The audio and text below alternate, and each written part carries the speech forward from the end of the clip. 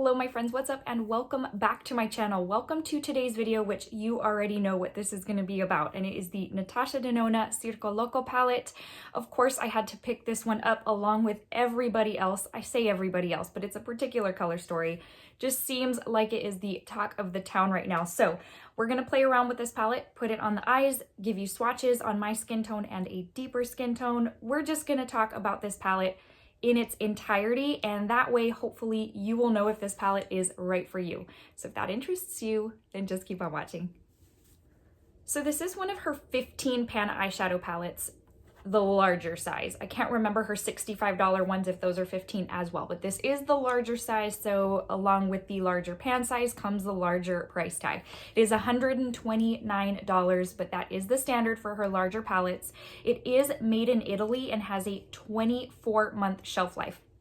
That's one thing I love about Natasha Denona eyeshadow palettes, is that the shelf life is longer. Now granted, I keep mine for like 240 months, but who are we kidding here? Anyways, so it just is a nice thing to know that it is a larger or longer shelf life. There's a mix of finishes in this bad boy that we're gonna go over. I'm not gonna go over the description with you on the Sephora website. There really wasn't even much there. So let's go into the palette itself. This is what it looks like. I love that she went with something different than the typical straight up, just, you know, one color eyeshadow palette. And it's usually the color scheme or the theme that palette represents. And this does not disappoint. This looks like a circus tent. I love it. But even more than that, I love the baby blue shade on the back. It's so pretty. It's so different for Natasha Denona that you guys know I love unique and I love different. It does have the little pinholes in the back so that you can pop these bad boys out in case you want to mix and match. I never do that, but the option is there. Is the plastic casing.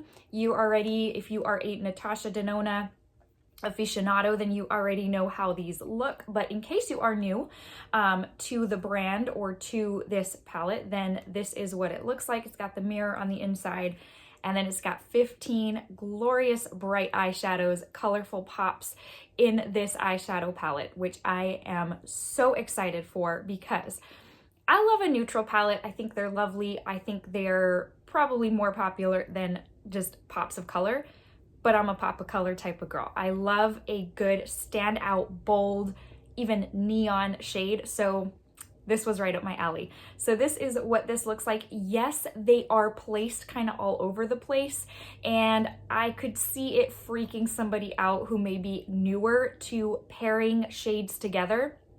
We'll talk about that in a little bit. But for right now, let's just go ahead and go into the swatches so that you know what they look like.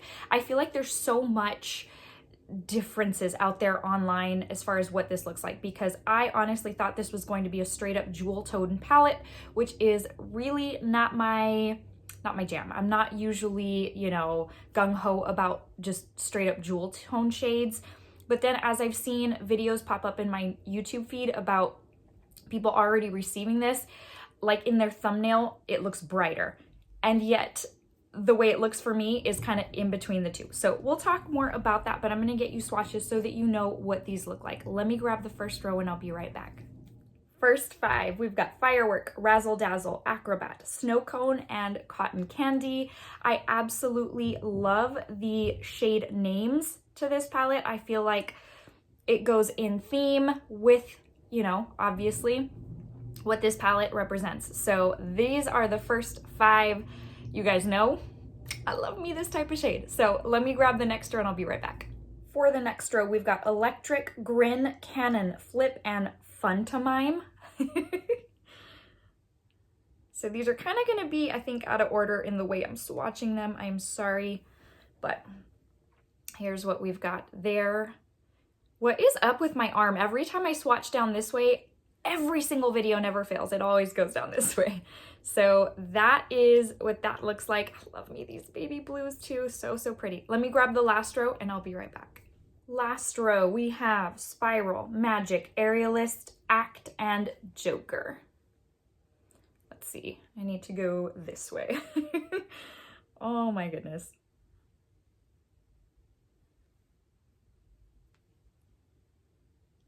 Right? What happens? I don't know. Anyways, so very bright, very fun. These types of shades, these metallic shades, everything to me. It's what I live for in makeup. But again, very bright, not as jewel toned as I thought it was going to be. Super, super vibrant, but did we expect anything less from Natasha Denona?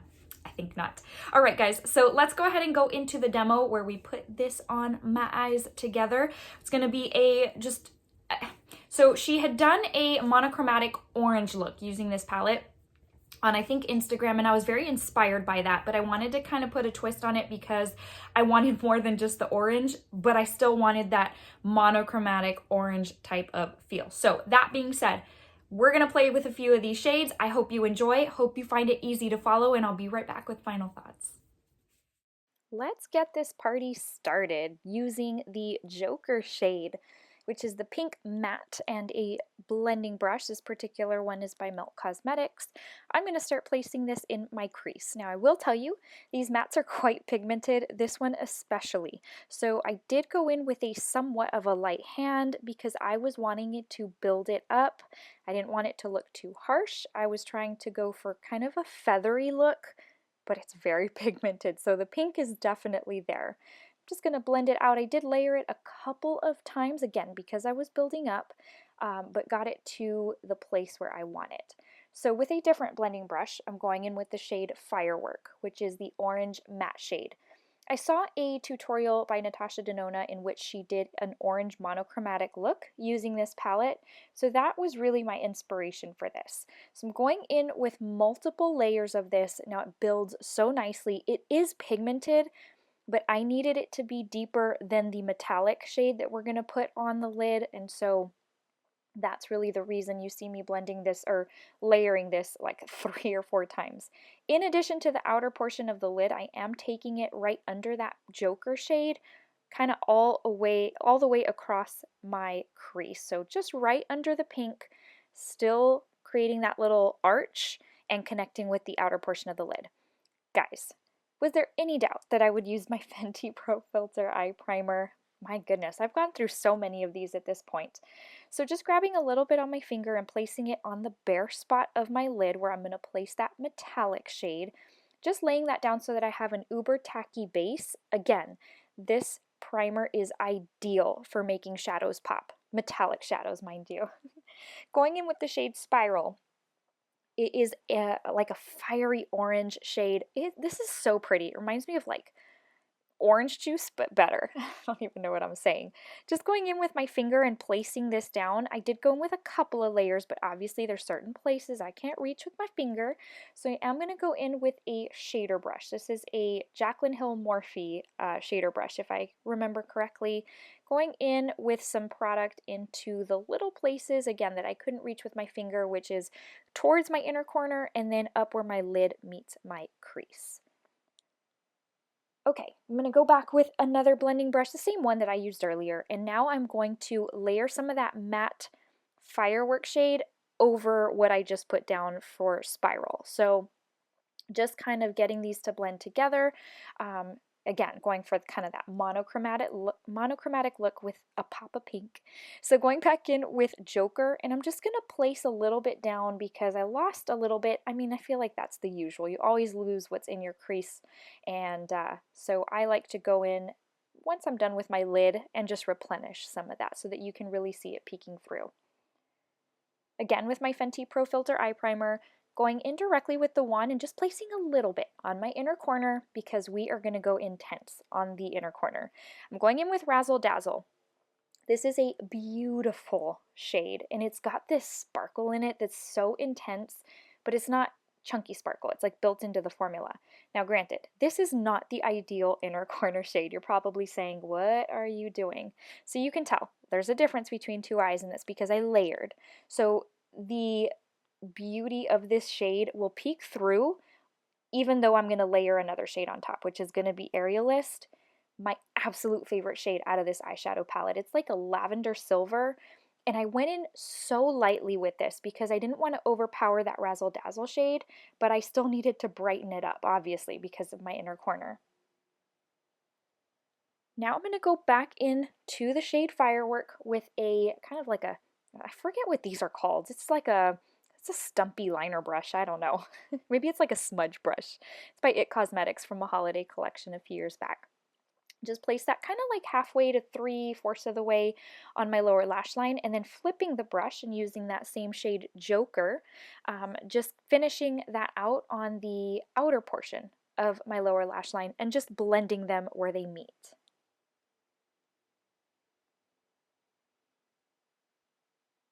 And that's it, you guys. Lashes are done. Lashes and liner, super easy, but so pretty. Okay, my friends, it's time to talk final thoughts. I'm excited to talk to you about this palette. So first off, I don't think this palette's gonna be for everybody, obviously. I feel like there are more neutral toned type of girls out there than there are bright pop of color type of girls. I mean, don't get me wrong, there's a lot of us out there, but I think there's more on the neutral side. That being said, I feel like this is going to be a very hefty price tag for somebody who just gravitates towards neutrals. This is not going to be the palette that someone's like, ooh, I feel like trying out and getting used to pops of color. I think I'll go for that $129 palette. No, that's not going to happen. This is going to be more for the person like me who just enjoys enjoys the brand.